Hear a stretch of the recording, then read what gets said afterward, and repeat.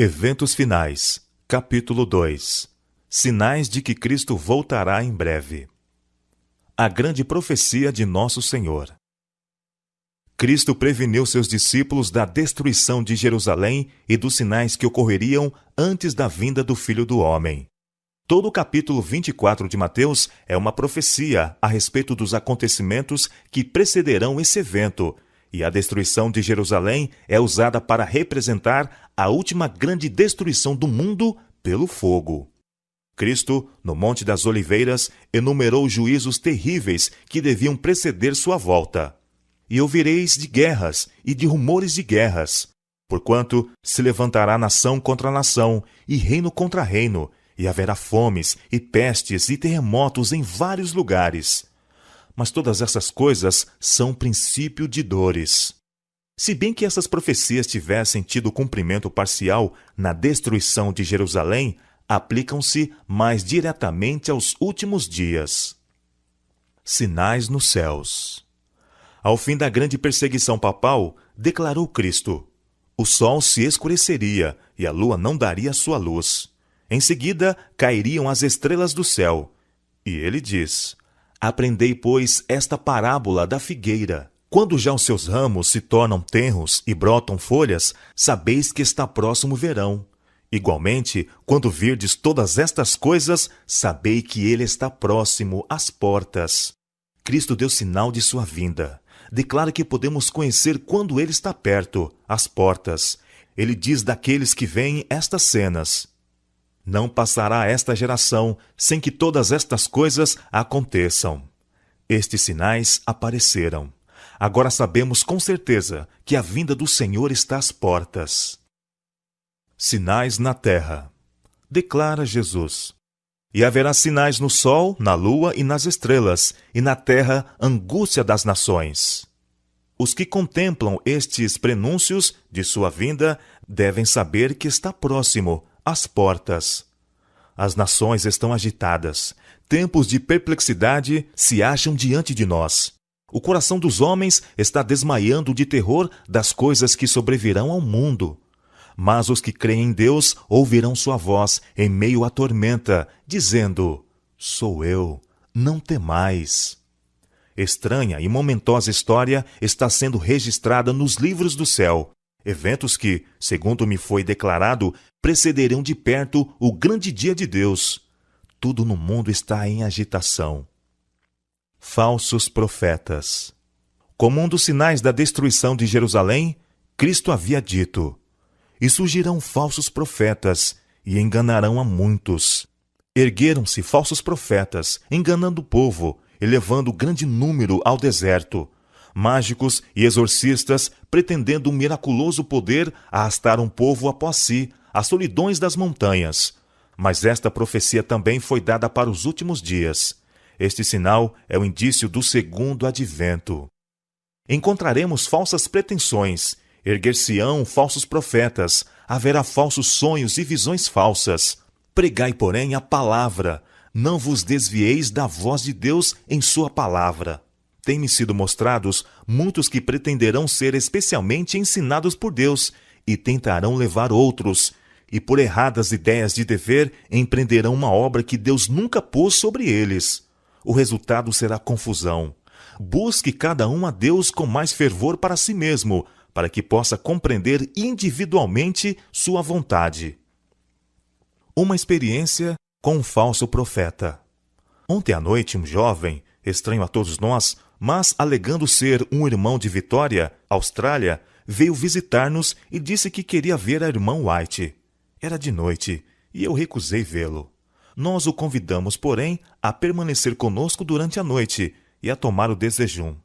Após o nosso costumeiro culto matinal, ao estarmos prestes a nos dirigir às nossas várias ocupações, esse jovem se levantou e, com um gesto autoritário, pediu que nos sentássemos. Ele disse: vocês têm inários? Cantaremos um hino e então lhes transmitirei uma mensagem. Declarei: se tem uma mensagem, transmita-a sem demora, pois estamos com muita pressa de remeter a correspondência para a América e não temos tempo a perder. Ele começou então a ler alguma coisa que havia escrito, declarando, entre outras coisas, que agora, começou o julgamento dos vivos. Eu prestei atenção enquanto ele prosseguia e disse finalmente: meu irmão, você não está em perfeitas condições mentais. Exponha claramente como a sua mensagem se refere a nós. Por favor, nos diga isso imediatamente. Seu espírito está muito tenso e você compreende mal o seu trabalho.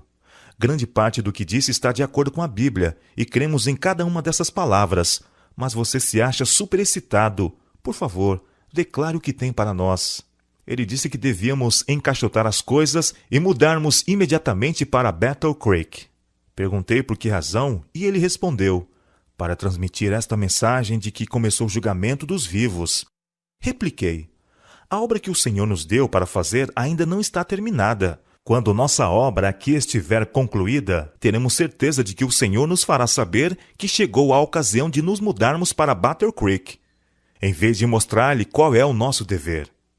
Deixei que o irmão Starr continuasse a falar com ele, enquanto eu reassumia o meu trabalho de escrever.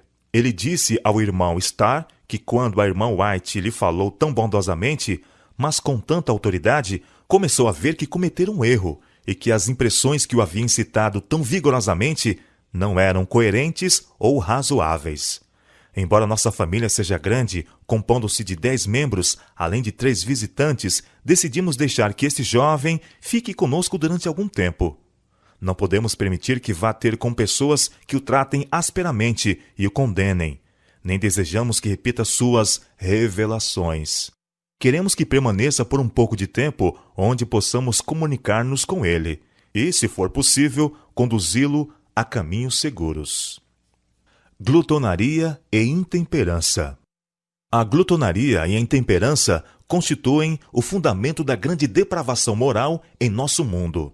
Satanás está ciente disso e tenta constantemente a homens e mulheres para que condescendam com a gula à custa da saúde e mesmo da própria vida. Comer, beber e vestir-se tornam-se o alvo da vida para o mundo. Tal estado de coisas existia antes do dilúvio, e este estado de dissipação é uma das marcantes evidências da breve terminação da história terrestre. O quadro que a inspiração nos deu do mundo antediluviano representa muito verdadeiramente a condição a que rapidamente a sociedade moderna caminha. Sabemos que o Senhor virá muito em breve. O mundo está rapidamente se tornando como era nos dias de Noé. Ele se acha entregue à condescendência egoísta. O comer e o beber são levados a excessos. Os homens estão tomando as nocivas bebidas alcoólicas que os deixam transtornados. Atos de violência. Nos dias de Noé, a esmagadora maioria se opunha à verdade e se apaixonara por um conjunto de falsidades. A terra estava cheia de violência. A guerra, o crime e o homicídio eram a ordem do dia. Assim será também antes da segunda vinda de Cristo. As uniões trabalhistas rapidamente se agitam e apelam à violência se suas reivindicações não são atendidas. Mais e mais claro está se tornando que os habitantes do mundo não estão em harmonia com Deus. Nenhuma teoria científica pode explicar a firme marcha de obreiros iníquos sob o comando de Satanás. Em toda a multidão, anjos ímpios estão em operação, instando homens a cometer atos de violência. A perversidade e crueldade dos homens alcançarão tal atitude que Deus se revelará em sua majestade. Muito em breve, a impiedade do mundo terá atingido o seu limite, e como nos dias de Noé, Deus derramará os seus juízos. Os terríveis relatos que ouvimos de homicídios e roubos, de acidentes ferroviários e atos de violência declaram que o fim de todas as coisas está próximo. Agora mesmo, precisamos estar nos preparando para a segunda vinda do Senhor. Guerras e desastres. Aproxima-se a tempestade e precisamos aprontar-nos para sua fúria, mediante arrependimento para com Deus e fé em nosso Senhor Jesus Cristo. O Senhor se levantará para sacudir terrivelmente a terra. Veremos aflições por todos os lados. Milhares de navios serão arremessados para as profundezas do mar. Esquadras se submergirão, sendo sacrificados milhões de vidas humanas. E romperão inesperadamente incêndios que nenhum esforço humano será capaz de extinguir. Os palácios da terra serão varridos pela fúria das chamas. Tornar-se-ão mais e mais frequentes os desastres de estrada de ferro.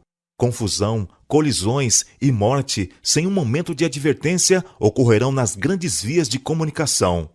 O fim está perto. A graça está a terminar. Oh, busquemos a Deus enquanto se pode achar. Invoquemo-lo enquanto está perto. Nas últimas cenas da história terrestre, graçará a guerra. Haverá epidemias, pragas e fomes. As águas do oceano transporão seus limites. Propriedades e vidas serão destruídas pelo fogo e por inundações. Deveremos estar nos preparando para as mansões que Cristo foi preparar para os que o amam. Grandes bolas de fogo. Na última sexta-feira, pela manhã, pouco antes de acordar, uma cena muito impressionante me foi apresentada. Parecia que eu havia acordado, mas não estava em meu lar. Das janelas, eu podia avistar uma terrível conflagração. Grandes bolas de fogo caíam sobre as casas, e destas bolas voavam flechas incandescentes em todas as direções. Era impossível apagar os fogos que se acendiam, e muitos lugares estavam sendo destruídos. O terror do povo era indescritível. Depois de algum tempo acordei e vi que estava em casa. Vi uma imensa bola de fogo cair no meio de algumas lindas habitações, destruindo-as imediatamente. Ouvi alguns dizerem: sabíamos que os juízos de Deus sobreviriam à terra, mas não sabíamos que viriam tão cedo. Outros, com acento de voz agoniante, diziam: os senhores sabiam, por que então não nos disseram? Nós não sabíamos. Terremotos e inundações. O inimigo atuou no passado e ainda está atuando. Ele desceu com grande poder e o Espírito de Deus está se retirando da terra. Deus tem retirado sua mão. Só temos de olhar para a Pensilvânia. Ele não impediu que o diabo acabasse com a existência de toda essa cidade. E essas mesmas coisas aumentarão até o fim da história terrestre. A crosta terrestre está dilacerada pelas explosões dos elementos ocultos nas entranhas da terra. Estes elementos, uma vez desprendidos, arrebatarão os tesouros dos que durante anos têm aumentado sua fortuna pela aquisição de grandes posses a preços de fome dos que estão ao seu serviço. E o mundo religioso também será terrivelmente abalado, pois o fim de todas as coisas está às portas. Chegou agora o tempo em que num momento podemos estar em terra sólida, e no outro momento pode ela estar fugindo de debaixo de nossos pés. Haverá terremotos onde menos se espera. Em incêndios, em inundações, em terremotos, na fúria das grandes profundezas, nas calamidades por mar e terra, é transmitida a advertência de que o Espírito de Deus não agirá para sempre com os homens. Antes que o Filho do Homem apareça nas nuvens do céu, tudo na natureza estará em convulsão. Raios do céu, unindo-se ao fogo na terra, farão com que as montanhas queimem como uma fornalha e lancem suas torrentes de lava sobre aldeias e cidades. Massas derretidas de rochas lançadas na água pela sublevação das coisas ocultas na terra farão ferver a água e arremessarão pedras e terra. Haverá fortes terremotos e grande destruição de vidas humanas. Crimes, fomes e epidemias. Satanás está trabalhando na atmosfera, envenena-a, e aí dependemos de Deus quanto à vida, nossa vida presente e eterna. E estando na posição em que nos encontramos, importa estarmos inteiramente alerta, totalmente devotados, de todo convertidos e consagrados a Deus. Mas parece que nos achamos como paralisados. Deus do céu, desperta-nos. Deus não tem impedido que os poderes das trevas levem avante sua nefanda obra de poluir o ar, uma das fontes de vida e nutrição, como um miasma fatal.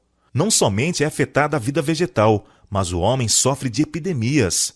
Estas coisas são o resultado de gotas das taças da ira de Deus que estão sendo borrifadas sobre a terra e constituem apenas débeis representação do que acontecerá no futuro próximo.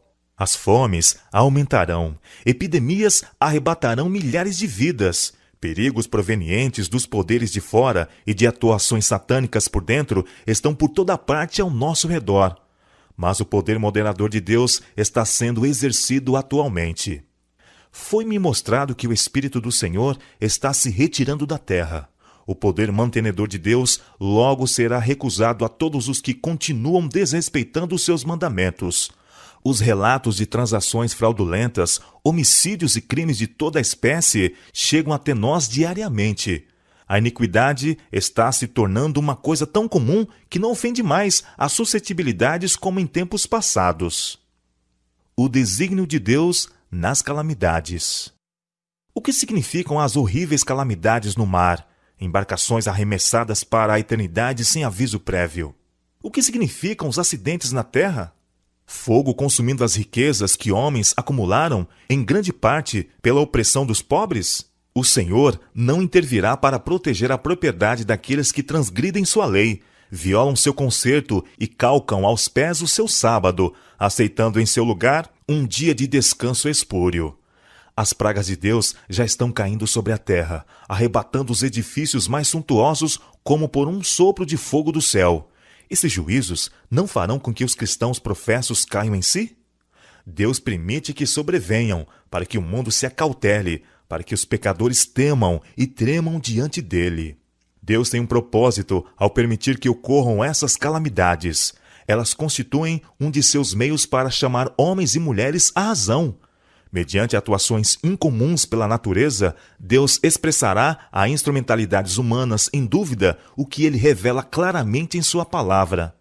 Quão frequentemente ouvimos de terremotos e furacões, de destruição pelo fogo e inundações, com grandes perdas de vidas e propriedades. Aparentemente, essas calamidades são caprichosos desencadeamentos de forças da natureza, desorganizadas e desgovernadas, inteiramente fora do controle do homem. Mas em todas elas pode ler-se o propósito de Deus. Elas estão entre os instrumentos pelos quais ele busca despertar a homens e mulheres para que sintam o perigo. Os eventos futuros estão nas mãos do Senhor. O mundo não está sem um governante. O programa dos sucessos futuros está nas mãos do Senhor. A majestade do céu tem sob sua direção o destino das nações e os negócios de sua igreja. Essas representações simbólicas, as serpentes ardentes no deserto, têm dupla finalidade.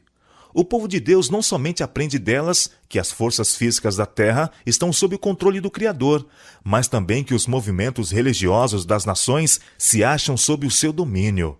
Isto é especialmente verdade no tocante à imposição da observância do domingo.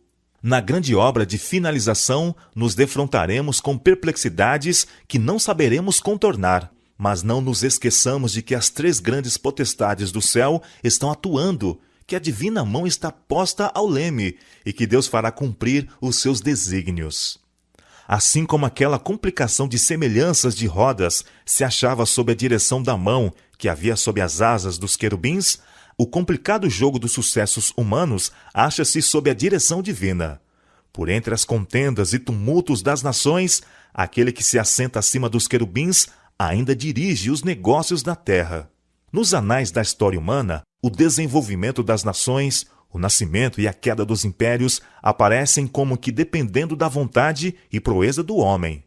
A configuração dos acontecimentos parece determinada em grande medida pelo seu poder, ambição ou capricho. Mas na palavra de Deus, a cortina é afastada, e podemos ver acima, para trás e pelos lados as partidas e contrapartidas do interesse, poder e paixões humanos, as instrumentalidades do Todo Misericordioso, executando paciente e silenciosamente os conselhos de sua própria vontade. A consideração do céu pelas questões da terra. Poupando a vida do primeiro homicida, Deus apresentou diante de todo o universo uma lição que dizia respeito ao grande conflito. Foi o seu intuito não somente abater a rebelião, mas demonstrar a todo o universo a natureza da mesma. Os santos habitantes de outros mundos estavam a observar com mais profundo interesse os acontecimentos que se desenrolavam na Terra. Deus tem consigo a simpatia e a aprovação do universo inteiro, enquanto passo a passo seu grande plano avança para o completo cumprimento.